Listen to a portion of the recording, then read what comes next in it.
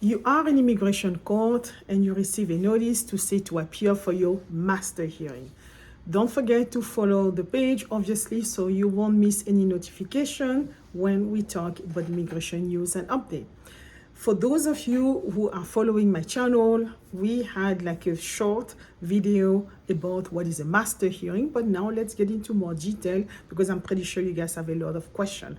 Now, you receive a master hearing. A master hearing is also accompanied with a notice to appear.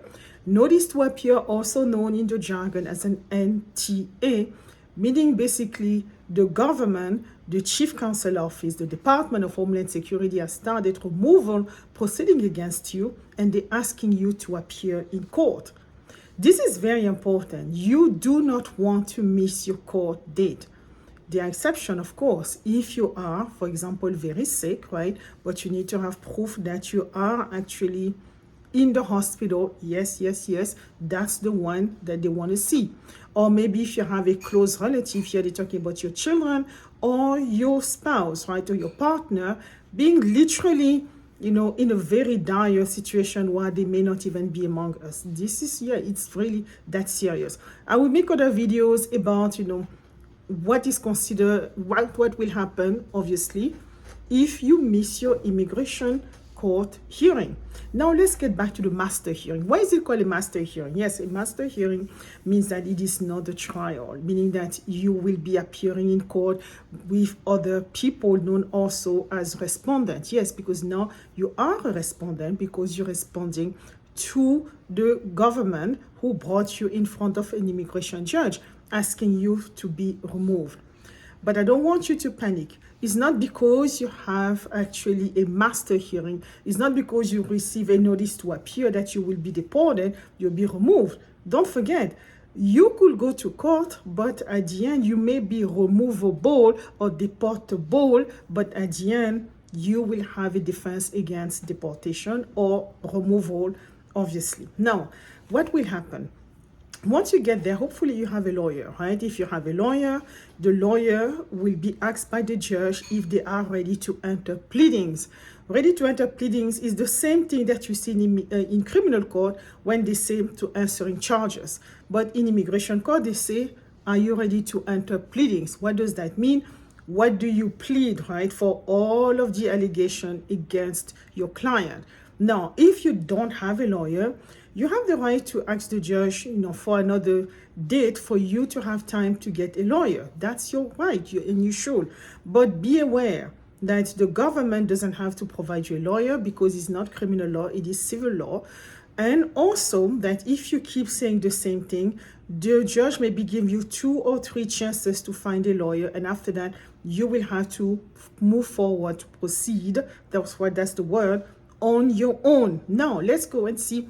Assuming, you have a lawyer or maybe you're in the situation where you have to do something. The first thing you will see the allegation that at the top, they will say you are not a citizen or national of the United States. Of course, because if you are, then why will you be in removal proceedings? That will make no sense, right? Don't rush to admit because you never know. Some people are U.S. citizens that probably they know without their own knowledge. For example, maybe you have citizenship through your parents or maybe even through your grandparents. If there is something like this, you need to make sure that you explore that and you talk about it with your lawyer, okay? Number 2, they will be saying, okay, that you are a citizen and national of blank. That will be your country. Is that true? Because sometimes, the paperwork can actually contain errors. This is your chance to say, no, actually, I am not a citizen and national of this particular country, but this country. It's very important, specifically when you're seeking specific benefit. For example, people seeking asylum, right? If they're claiming persecution from their country of origin, and then that the country that is listed, is actually completely different. You can imagine how that can impact the asylum case, right? Meaning it's very important. Number 3, they will be stating whether when you enter the United States, right, you enter the US on such and such a date, at such and such a place, and with this type of visa.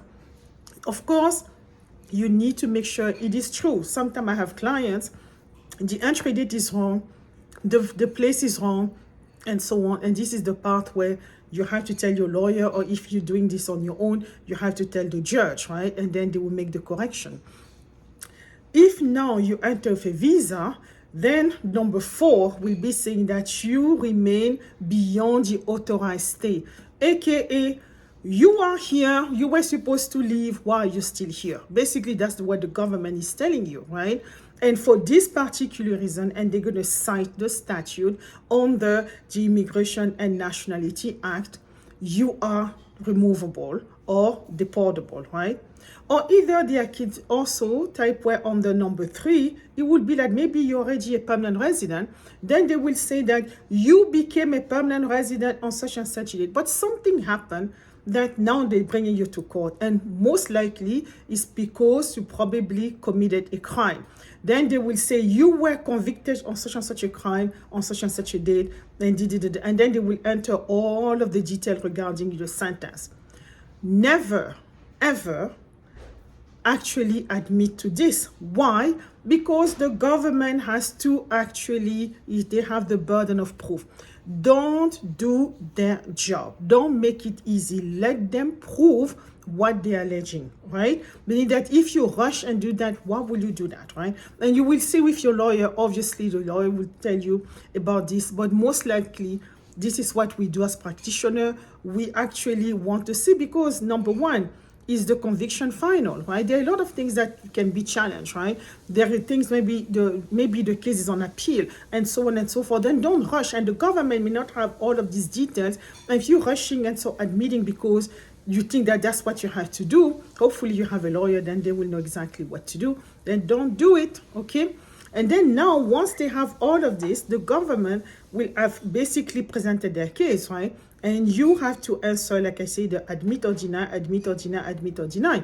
And then the judge will be asking you exactly what is your relief from removal. That's a fancy way of saying, what's your defense, right? Because the government is alleging this, saying that for this reason, you should be removed from the United States.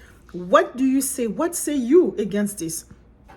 Some people, you have choices. You may say like, you know what, I want to leave. Then you just choose what is called voluntary departure. Then you just take your stuff, leave, but make sure that you do.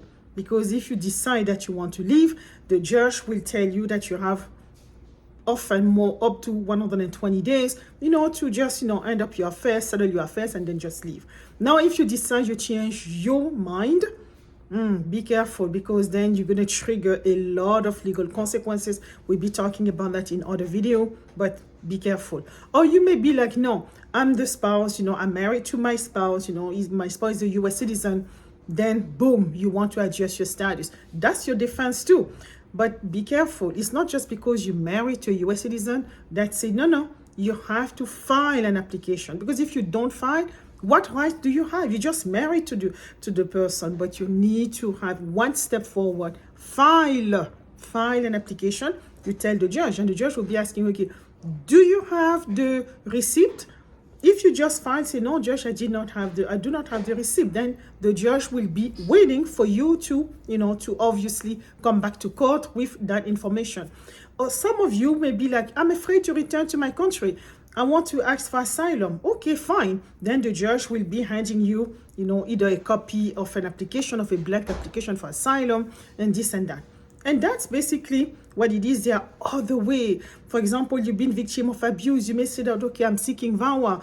A lot of things may happening, right? There is a lot of things beyond, and I will talk about it in other video. All of the type of defense we will explore. How do you defend yourself against deportation if you're in immigration court? But at the end, if the judge is satisfied with whatever you're saying, then now they will be scheduling what is called an individual hearing. That one, we talk about it, because now you coming on your own. This is you against, obviously the government counsel, because the government counsel wants you to be removed and you want to remain, right? Everybody's going to present their argument. Everybody's going to submit their brief if necessary. You have to present the evidence to support what you're asking the judge to do, right? Meaning basically that's what happened when you go now to an individual hearing. But I hope that was helpful to you. I hope that demystify what is the master hearing. Don't be afraid. One last tip, never, ever, ever, ever, ever, if you can, avoid Don't miss your master hearing. Don't even play with that, because you have severe consequences. You could be order deported. You don't want that. It will be so hard for you to reopen. Okay, let's, even if you're stuck in traffic, call the court. Call. Say you try. You're doing this. You're doing that. Don't play with this. This is not a joke. That's the easiest way for you to be deported. But I know you won't, because you're following this channel and you will be ready. Thank you so much. Until then, good luck. Bye.